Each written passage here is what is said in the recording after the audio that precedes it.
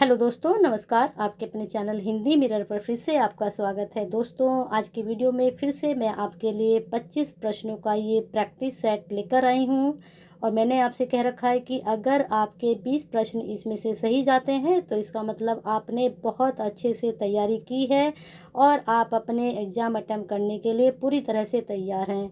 दोस्तों, अगर आपको लगता है ये प्रश्न आपके सही नहीं जा रहे हैं, 20 प्रश्न से आपके 10-12 या इतने ही कर पा रहे हैं, तो आपको और भी तैयारी की ज़रूरत है। तो इन प्रश्नों को करिए और अपनी तैयारी को और मजबूत कीजिए। दोस्तों, इनके साथ मैं इनकी डिटेल भी लेकर आई हूँ प्रश्नों की, जिससे आपको और कहीं नहीं जाना पड़े इन प्रश्नों को ढूंढने के लिए, इनके उत्तर ढूंढने के लिए। यहीं पर आपको इनकी डिटेल भी मिल रही है। हो सकता है ये प्रश्न अभी तक आपने नहीं पढ़े हों। दोस्तों, अगर वीडियो पसंद आ रही हैं, जैसे कि हमारा आज ये तीसरा प्रैक्टिस सेट है, अगर आपको ये प्रैक्टिस सेट पसंद आ रहे हैं तो जल्दी से इसको लाइक एंड शेयर कीजिए, जिससे जैसे ही दोस्त इस पेपर की तैयारी कर रहे हैं उन तक ये कंटेंट पहुंच सके। और अगर आपने अभी तक चैनल को सब्सक्राइब नहीं किया है, बेल आइकन हिट नहीं किया है, तो कर दीजिए, जिससे आपको नई वीडियो के नोटिफिकेशन टाइम से मिलते रहें। दोस्तों, आपका एक लाइक एंड शेयर हमारे लिए प्रेरणा का काम करता है और हमें लगता है कि हमारा जो कंटेंट है वो आपको पसंद आ रहा है। चलिए शुरू करते हैं। प्रश्न: निम्नलिखित में से कौन सी फसल उक्ता बीमारी से प्रभावित होती है, बताना है इसमें।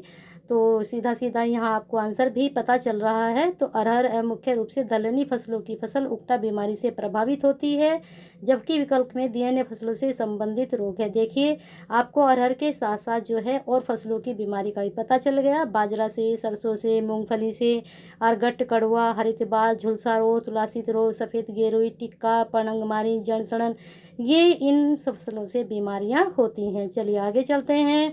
अगला प्रश्न है, आर्थिक एवं जैविक उपजों का अनुपात कहलाता है। तो जो आर्थिक एवं जैविक उपज है उनका अनुपात जो होता है वह क्या कहलाता है, तो आपकी जानकारी के लिए बता दें, वह बीज सूचकांक कहलाता है। यहाँ पर इसकी डिटेल है, पढ़ लीजिए, इसको विस्तार से यहाँ बताया है।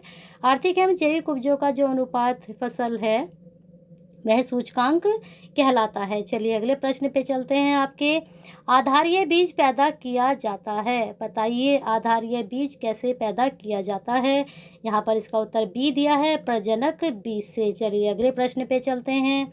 अगला प्रश्न है, भारतीय किसान कांग्रेस का पहला अधिवेशन हुआ था। बहुत अच्छा प्रश्न है, मुझे लगता है ये वाला प्रश्न सभी का सही जाएगा और सभी ने इसको पढ़ भी रखा होगा अधिवेशन के बारे में, कि भारतीय किसान कांग्रेस का पहला अधिवेशन हुआ था, कहाँ हुआ था ये बताना है। तो सातवें का आपका उत्तर क्या हो जाएगा, बताइए दोस्तों। इसमें सातवें का उत्तर आपका क्या होगा, सभी ने लगा लिया होगा उत्तर इसका और सभी का उत्तर सही भी होगा। तो इसका उत्तर आपका जानकारी के लिए बता दें हम, इसका जो आपका उत्तर है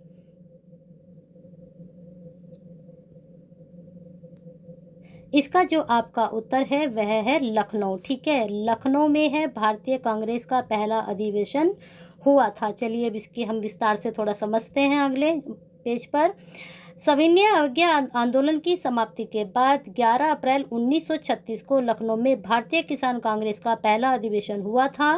प्रथम भारतीय किसान कांग्रेस अधिवेशन की अध्यक्षता स्वामी सहजानंद सरस्वती ने की। आंध्र प्रदेश किसान आंदोलन के अग्रणी नेता एनजी रंगा को इसका महासचिव चुना गया। दोस्तों, मुझे लगता है बहुत अच्छे से आपको जानकारी प्राप्त हो रही है प्रश्नों की। अगर आपने सिर्फ इसका उत्तर ही पढ़ा था एमसीक्यू में, लेकिन इसकी डिटेल आपको नहीं थी, तो इसकी डिटेल भी आपको यहाँ पर मिल गई। चलिए आगे चलते हैं। निम्नलिखित में से किस आंदोलन में हिंदू मुस्लिम एकता का वास्तविक रूप प्रतिबिंबित हुआ है? प्रतिबिंबित मतलब दिखाई दिया, हिंदू और मुसलमान की एकता का वास्तविक रूप कौन से आंदोलन में दिखाई दिया। तो दोस्तों, सभी ने इसका उत्तर लगा लिया होगा। देखिए क्या उत्तर है आपका, भारत छोड़ो आंदोलन, स्वदेशी आंदोलन या फिर खिलाफत आंदोलन, कौन सा उत्तर है आपका? तो बता दें, हमारा उत्तर है खिलाफत आंदोलन। मैच कर रहा है या नहीं, देख लीजिए इसको। अब इसकी विस्तार से हम थोड़ा देखते हैं।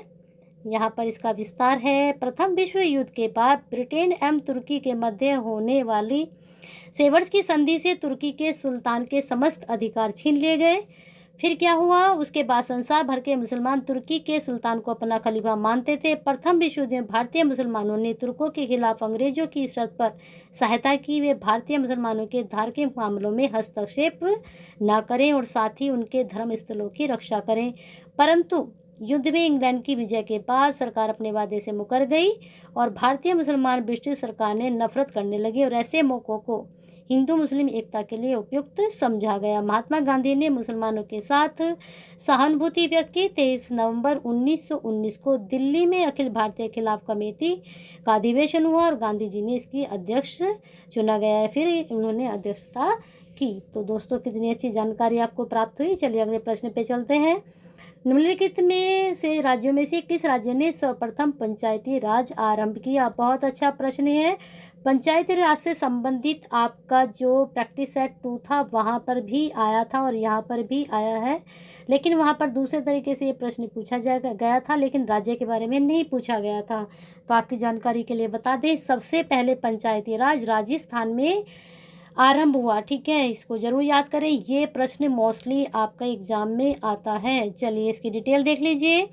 2 अक्टूबर 1959 को तत्कालीन प्रधानमंत्री पंडित जवाहरलाल नेहरू ने राजस्थान के नागौर जिले में पंचायती राज व्यवस्था की शुरुआत की। ये कल प्रश्न आपका बना था और संपूर्ण राजस्थान में लागू कर दिया। तत्पश्चात 1959 में आंध्र प्रदेश में, 1960 में असम में, तमिलनाडु और कर्नाटक में, 1962 में महाराष्ट्र, 1963 में गुजरात तथा 1964 में पश्चिम बंगाल में पंचायती राज व्यवस्था को प्रारंभ किया गया। देखिए दोस्तों, आपको एक प्रश्न के उत्तर के साथ कितनी जानकारी मिल गई। ठीक है, और मुझे लगता है सभी को ये जानकारी पसंद आ रही होंगी। चलिए आगे चलते हैं। भारत में न्यायिक सक्रियता संबंधित है। बहुत अच्छा प्रश्न है, 90% में इसको मान के चलिए आप। चलिए इसका उत्तर देख लीजिए। जनहित याचिका, ठीक है, बहुत अच्छा प्रश्न है, इसको नोट डाउन जरूर करें। न्यायिक सक्रियता संबंधित किससे है? जनहित याचिका से। इसकी यहाँ पर हम विस्तार से पढ़ लेते हैं। भारत में न्यायिक सक्रियता का संबंध जनहित याचिका से है।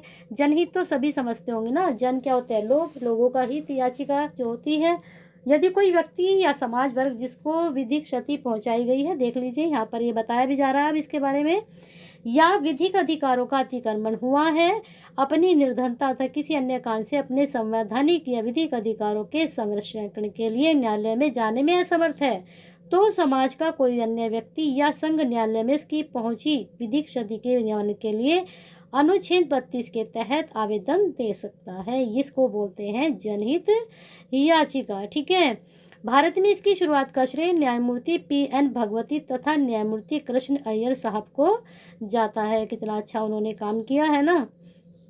संविधान में मौलिक कर्तव्यों को शामिल किया गया, ये भी बहुत अच्छा प्रश्न है। बताइए, मुझे लगता है ये सभी का तैयार है प्रश्न का उत्तर, तो जल्दी से लगाइए कौन सा आपका ये उत्तर होगा। स्वर्ण सिंह समिति की सिफारिश पर, संथानम समिति की सिफारिश पर, शाह समिति की सिफारिश पर, प्रशासनिक सुधार आयोग की सिफारिश पर। तो दोस्तों लगाइए इसका उत्तर जल्दी से। तो लगाइए, हो है आपका उत्तर ये वाला सही, स्वर्ण सिंह समिति की सिफारिश पर? अगर सही है तो बहुत अच्छा। चलिए आगे इसकी डिटेल देख लेते हैं। संविधान में आरंभ में नागरिकों के लिए मूल कर्तव्यों का उल्लेख नहीं था। इसे स्वर्ण सिंह समिति की संस्तुति के आधार पर 42वें संविधान संशोधन 1976 द्वारा जोड़ा गया। ये लाइन अच्छे से आप नोट डाउन कर लें। अतः संविधान में एक भाग 4 के अनुच्छेद 51 का जोड़कर नागरिकों के लिए 10 मौलिक कर्तव्यों का समावेश किया गया। ध्यान है कि वर्तमान में अनुच्छेद 51 का के अंतर्गत मौलिक कर्तव्यों की संख्या 11 है। चलिए अगले प्रश्न पे चलते हैं। निम्नलिखित में से कौन सा सहभागी लोकतंत्र की सही विशेषता नहीं है? ये 4 हैं, इसमें से कोई एक सही नहीं है, बाकी 3 सही है। तो बताइए कौन सी 3 सही है? एक फिर अपना आप गलत निकल जाएगी, तो 12वें का आपका उत्तर हो जाएगा सी, शक्तियों का केंद्रीयकरण वह सही नहीं है, बाकी ये 3 सही है। यहाँ पर इसकी डिटेल है, इसको आप आराम से या तो पोस्ट कर लीजिए या इसका स्क्रीनशॉट ले लीजिए और इसको पढ़ लीजिए। चलिए आगे प्रश्न पे चलते हैं हम। अगला प्रश्न है आपका झीलों से संबंधित और भारत के राज्यों से संबंधित है। कौन सी झील कौन से राज्य में है, इसके बारे में हमें बताना है। तो आपकी जानकारी के लिए बता दें, इसमें जो आपका उत्तर बैठ रहा है वह सी 2, 4 और 1 और 3। तो मैच कर लीजिए 2, 4, 1, 3। जो आपकी सला झील है वह आपकी अरुणाचल प्रदेश में है। हैफलॉन्ग झील जो है वो असम में है। लोनार झील अरुणाचल प्रदेश और तलवारा झील कहाँ, राजस्थान में। ठीक है, कहाँ पर, सी में, राजस्थान में, ये आपका आ गया यहाँ पर।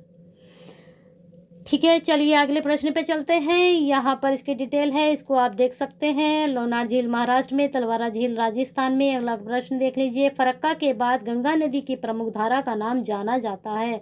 फरक्का के बाद जो गंगा नदी है उसको किस नाम से जाना जाता है? तो 14 का आपका उत्तर हो जाएगा। बताइए क्या है 14 का उत्तर?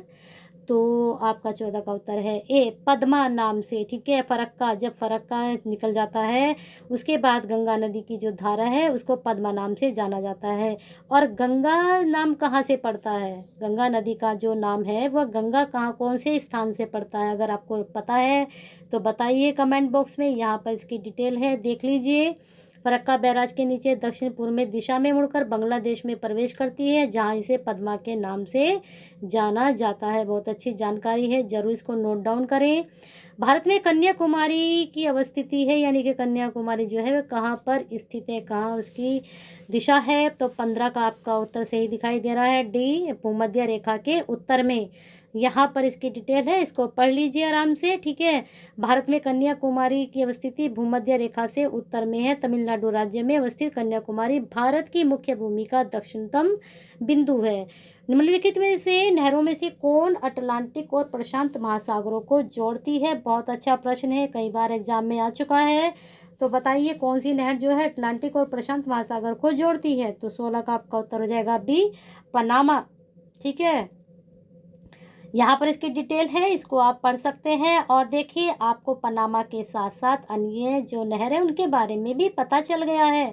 यहाँ पर एक के साथ आपको एक 3-4 फिर एक के साथ 3 फ्री मिल रहे हैं। ठीक है, लाल सागर को भूमध्य सागर से जोड़ती है। उत्तरी सागर एवं बाल्टिक सागर के बीच स्थित है। ईरी और ओंटारियो के बीच स्थित है। और ये जानकारी आपके ए प्रश्न की, यानी कि ए बी की आपकी उत्तर की जानकारी है। चलिए अगले चलते हैं।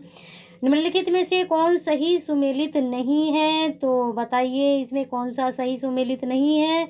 4 आपके ऑप्शन हैं, इसमें से चारों में से बताना है। यह जलप्रपात है और इधर ये कहाँ पर है इसके बारे में बताया है।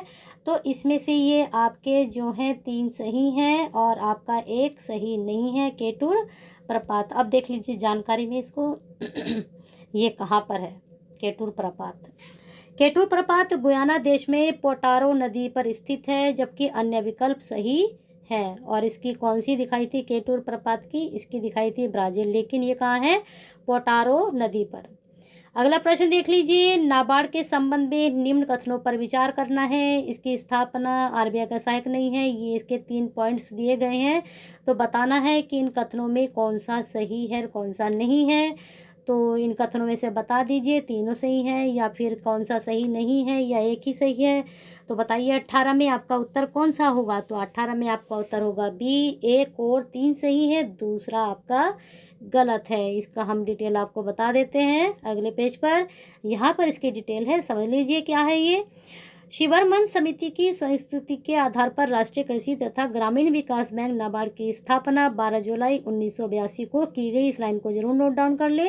यह देश में कृषि एवं ग्रामीण विकास हेतु उपलब्ध कराने वाली शीर्ष संस्था है। वर्तमान में नाबार्ड के अंशपूंजी केंद्र आरबीआई की हिस्सेदारी क्रमशः इतनी है। दोस्तों ये चीज़ बदलती रहती है, ठीक है। अब इसको जो करंट में है उसको आप नज़र रखना जब तक आपका एग्जाम हो, है ना। भारत सरकार विश्व बैंक तथा अन्य एजेंसियों से धन प्राप्त करता है। चलिए अगले प्रश्न पर। निम्नलिखित राज्यों में से कौन सा राज्य खुली सिगरेट की बिक्री पर प्रतिबंध लगाने वाला प्रथम राज्य बना? बताइए कौन सा राज्य बना जिसने खुली सिगरेट पर प्रतिबंध लगाया? तो आपकी जानकारी के लिए बता दें, लगा लिया होगा आपने। हरियाणा, जम्मू, कर्नाटक या फिर पंजाब लगाया है आपने? अगर लगाया है सही तो देखिए सही है क्या? पंजाब है, गया है सही। तो कितने प्रश्न आप लोगों के सही चले गए हैं? बताना है आपको कमेंट बॉक्स में कि 25 में से आप लोगों के कितने प्रश्न सही जा रहे हैं। चलिए अगला प्रश्न। भारत के संदर्भ में निम्नलिखित युगों में से कौन सा युग्म सही सुमेलित नहीं है? तो यहाँ पर इसमें आंसर भी आपको दिखाई दे रहा है डी, हरित क्रांति सही नहीं है, बाकी सही है। ये निजीकरण सही है, गरीब आकलन सही है, बाकी हरित क्रांति सही नहीं। इसके बारे में कई बार हम आपको जानकारी दे चुके हैं हरित क्रांति के बारे में, ठीक है। यहाँ पर इसकी जानकारी है, इसको आप पढ़ लेना। हरित क्रांति के बारे में मैं आपको कई बार बता चुकी हूँ। चलिए अगले प्रश्न पे चलते हैं। अगला प्रश्न है, महात्मा गांधी सत्याग्रह शस्त्र का उपयोग सर्वप्रथम कहाँ किया गया था? तो यहाँ पर सी दक्षिण अफ्रीका में सर्वप्रथम प्रयोग किया गया था सत्याग्रह शस्त्र का, ठीक है। शस्त्र ने किस तरह का शस्त्र था ये सत्याग्रह, पढ़ लीजिए। गांधी जी ने सर्वप्रथम 1906 में दक्षिण अफ्रीका में प्रयोग किया, जबकि महात्मा गांधी ने सत्याग्रह शस्त्र का प्रथम बड़ा प्रयोग भारत में 1917 में बिहार के चंपारण जिले में किया था। चलिए आगे चलते हैं। यहीं पर उन्हें महात्मा की उपाधि दी थी किसने? रविंद्रनाथ टैगोर ने। हाल ही में निम्नलिखित में से किस संगठन ने एक विद्यार्थी एक पेड़ अभियान शुरू किया है? बताइए कब शुरू किया और किसने शुरू किया? तो 22 का आपका उत्तर आपको बताना है, लगाइए जल्दी से। एनसीईआरटी, सीबीएसई, यूजीसी या फिर एनसीटीई, किसने किया था? तो आपको बताना है इसका उत्तर। तो आपकी जानकारी के लिए बता दें, यूजीसी ने। बहुत अच्छा प्रश्न है, जरूर नोट डाउन करें, पूछा जा सकता है ना। यहाँ पर देख लीजिए, विश्वविद्यालय अनुदान आयोग द्वारा एक विद्यार्थी एक पेड़ का अभियान शुरू किया गया। अगर आप इसको सन की जानकारी भी सब कुछ अच्छे से पढ़ लेंगे तो और अच्छा रहेगा। खिलाड़ी द्रोणावली हरिका का संबंध है, डी में इसका उत्तर है शतरंज से। चलिए अगले प्रश्न पे चलते हैं। निम्नलिखित में से किसने हॉर्नबिल महोत्सव का उद्घाटन दिसंबर 2014 में किया था? बहुत अच्छा प्रश्न है आपका, नोट करिए इसको। तो 24 का आपका उत्तर हो जाएगा ए, नरेंद्र मोदी जी ने किया था। इसकी डिटेल देख लेते हैं थोड़ा सा हम। यहाँ इसकी डिटेल नहीं है तो आपको मैं थोड़ा बता देती हूँ इसके बारे में। निम्नलिखित में से किसने, ये 24वें की थोड़ी डिटेल आपको समझा देते हैं। ये रुकेगा तभी तो ना, हद हो गई।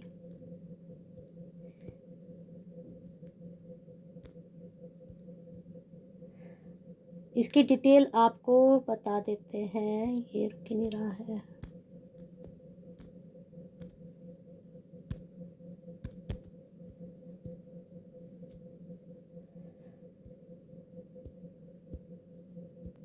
तो दोस्तों बताते हैं इसके बारे में आपको। नरेंद्र मोदी जी ने नागालैंड में ये उत्सव हुआ था, देख लीजिए। ये जो हॉर्नबिल महोत्सव हुआ था दिसंबर 2014 में, ये नागालैंड में हुआ था, नोट कर लीजिए आप।